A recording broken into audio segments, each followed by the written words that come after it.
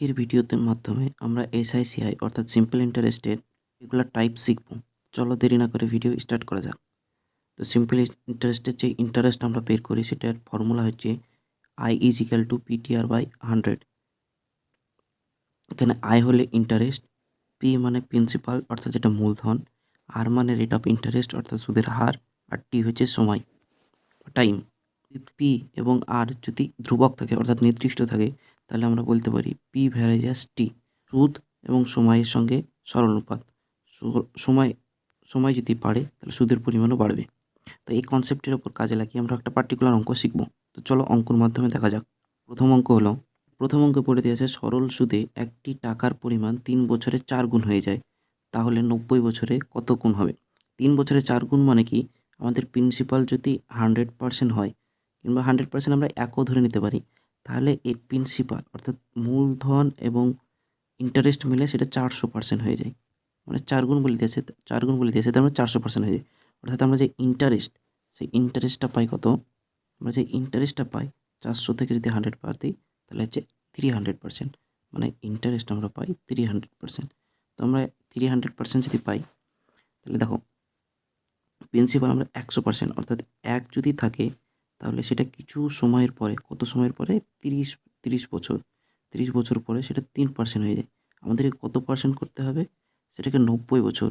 তার মানে তাহলে এখান থেকে আরও 30 বছর পর কত হয়ে যাবে? 3%। তাহলে টোটাল কত হলো?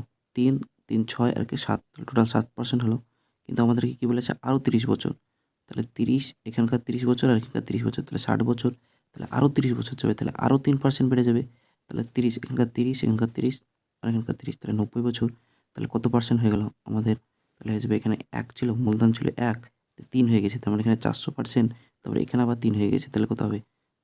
400 আর 3 হচ্ছে 700, 700 3 10, মানে 10,000%। তার মানে 10 গুণ আমাদের হয়ে যাবে অ্যান্সার। পরবর্তী নেক্সট প্রবলেমে বলে দেওয়া আছে একটি অর্থের 10 বছরের দ্বিগুণ হয়ে যায়। অর্থাৎ প্রিন্সিপাল যদি আমরা ধরি, যদি 1 যদি থাকে তাহলে কত বছর পরে? বলে দেওয়া আছে 10 বছর। ইন্টারেস্ট হয়ে যায় 1, দ্বিগুণ হয়ে যায়, টোটাল দ্বিগুণ। তাহলে কত বছরে হয়ে যায়? 10 বছরে। তারপর কি বলে দিয়েছে একই সরল সুদের হারে কত বছরে 3 গুণ হয়ে যাবে? 3 গুণ মানে প্রিন্সিপাল যদি 1 গুণ হয় তাহলে ইন্টারেস্ট 2 গুণ হবে। তাহলে ইন্টারেস্ট এখানে 1 গুণ আছে, তাহলে আরও 1 গুণ করতে হবে। তাহলে আরও 1 গুণ করতে গেলে কত হয়ে আসবে?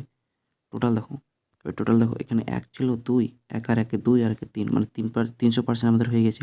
তাহলে এখানে যদি 10 বছর লাগে তাহলে সেম এখানেও 10 বছর লাগবে। তাহলে টোটাল কত বছর? 10 আর 10 20। তাহলে আমাদের অ্যান্সার হিসেবে অপশান এ। পরবর্তী প্রবলেমে বলে দেওয়া আছে সরল সুদের হার অনুযায়ী 9 বছরে নির্দিষ্ট পরিমাণ মূলধন 4 গুণ হয়ে যায়। অর্থাৎ 1 থাকলে ইন্টারেস্ট কত হয়ে যাবে? 3 হয়ে যাবে। টোটালটা 400% হয়ে যায়, মানে 4 হয়ে যায়। এটা কত বছরে বলে দেওয়া আছে? 9 বছরে। ঠিক আছে, 9 বছরে। সেম 6 গুণ হয় আরেকটি n বছরে, তাহলে 6 গুণ হতে হবে আরও, তার মানে আমাদেরকে 5 গুণ বাড়তে হবে। তাহলে n এর মান কত? তাহলে এখানে টোটাল আছে 300% বাড়ে।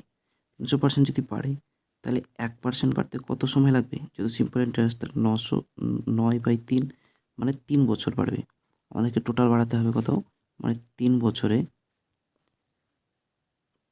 মানে 1% বাড়তে 3 বছর লাগছে।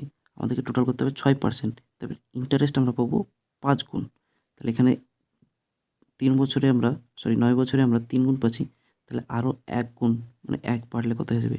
3 আর 4 5, তাহলে আরও 1 বাড়াতে হবে, তাহলে হয়ে যাবে কত? 6, আমাদেরকে 6 গুণ বাড়াতে হবে। কিন্তু 1 গুণ বাড়ে কত বছরে? 3 বছরে। তাহলে এখানেও লাগবে কত?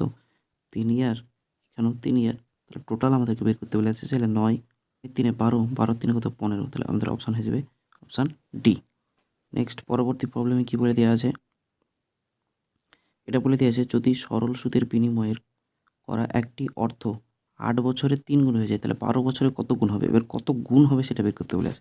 তাহলে দেখো, এটা কী বলে দেওয়া আছে? 8 বছরে 3 গুণ মানে প্রিন্সিপাল যদি 1 হয় তাহলে ইন্টারেস্ট আরও 2 পাই। এটা কত বছরে লাগে? এটাতে 8 বছর লাগে। ঠিক আছে, আমাদেরকে কী করতে হবে? 12 বছরে করতে হবে। তাহলে 8 বছরে যদি 2 গুণ হয় তাহলে 4 বছরে কত হয়ে যাবে? 1 গুণ। তাহলে আরও 4 বছর যদি আমরা বাড়াই তাহলে এখানে আরও 4 বছর লাগবে। দেখো 8 বছরে দ্বিগুণ হয়ে যায়, তাহলে 4 বছরে কত লাগবে? 1 গুণ। তাহলে 4 বছরে আরও 1 গুণ বাড়বে। তাহলে টোটাল কত গুণ বাড়বে সেটা আমাদেরকে বের করতে দিয়েছে। তাহলে এখানকার ইন্টারেস্ট ছিল 1, তার 8 বছরে বেড়ে 2 হলো, তার মানে 3 হলো। আর আরও 4 বছরে 1 বাড়লো, তাহলে কত হলো? 3 আর 1 4 গুণ। তাহলে আমাদের 12 বছরে কত গুণ হয়ে যাবে? 4 গুণ। যে ইন্টারেস্টটা আমরা রাখবো, সেই মূলধনটা আমরা রাখবো, সেটা 4 গুণ হয়ে যাবে। পরবর্তী প্রবলেম। তো এই প্রবলেমটা তোমরা হোমওয়ার্ক থাকলো বা তোমরা অবশ্যই নিজে নিজে ট্রাই করবে এবং অ্যান্সার কত হলো জানাবে। একইভাবে তোমরা খুব সহজেই এটা করতে পারো। তো আজকের ভিডিও এই পর্যন্তই। দেখা হচ্ছে নতুন ভিডিওতে। ততক্ষণ পর্যন্ত টেক কেয়ার। Bye bye.